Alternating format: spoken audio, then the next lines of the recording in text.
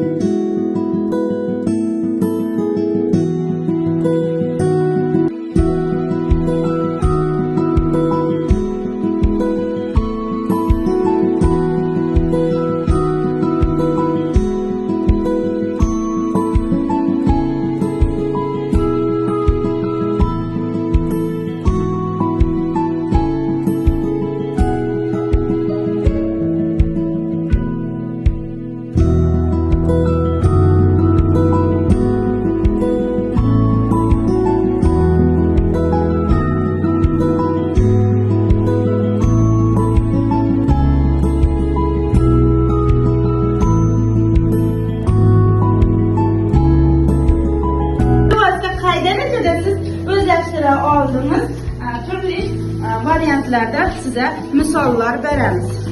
Hali kısamıyorum, qarab turing. Bu qaysi bir turga kiradi? Marhamat.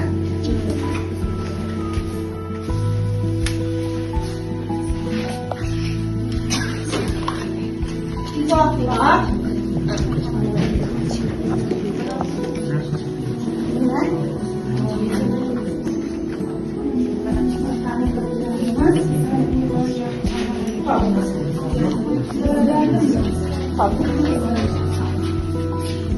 Nima degan ishimiz sizlarga topshiriq. Demak, mana 4 ta asosiy ko'rinish dastaga egilindi. Siz qo'lingizdagi so'zlar yoki rasmlarda tasvirlangan o'sha holatlarni qaysi biriga kerak bo'ladi?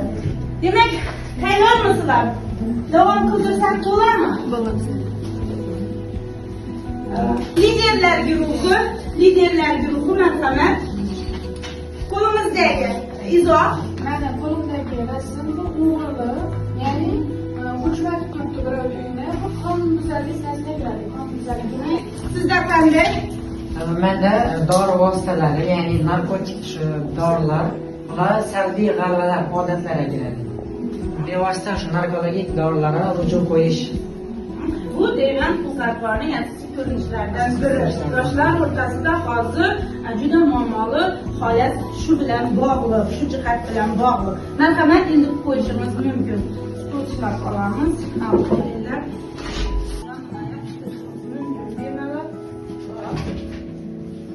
Rahmat. Davom qildiramiz. Rahmat. Bemalol o'sha ko'rinishni yon tarafiga yozib qo'yish mumkin. Qaysi guruh yana? Marhamat, Sarvinoz. Ushbu odatlarga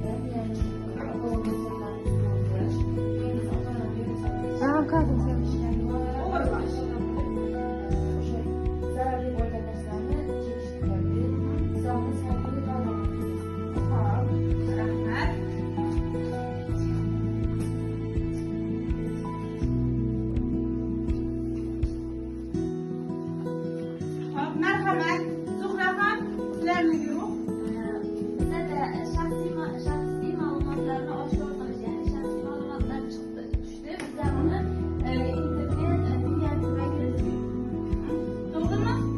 To'g'ri. O'sha taqsimlayaptilar. Marhamat.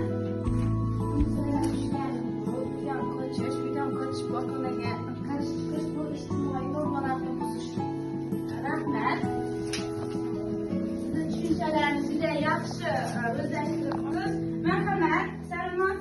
Bizlar chekishimiz zavolga tushdi. Biz qachon kelishimiz Yopishtiramiz.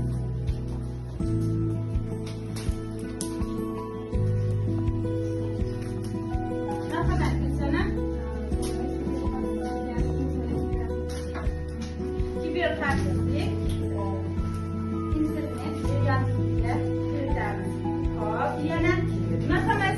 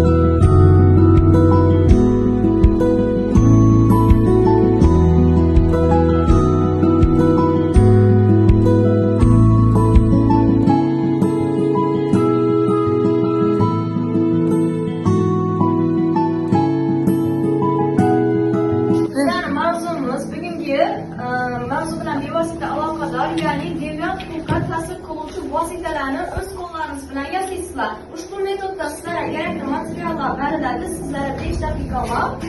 Sizlaringiz yaping.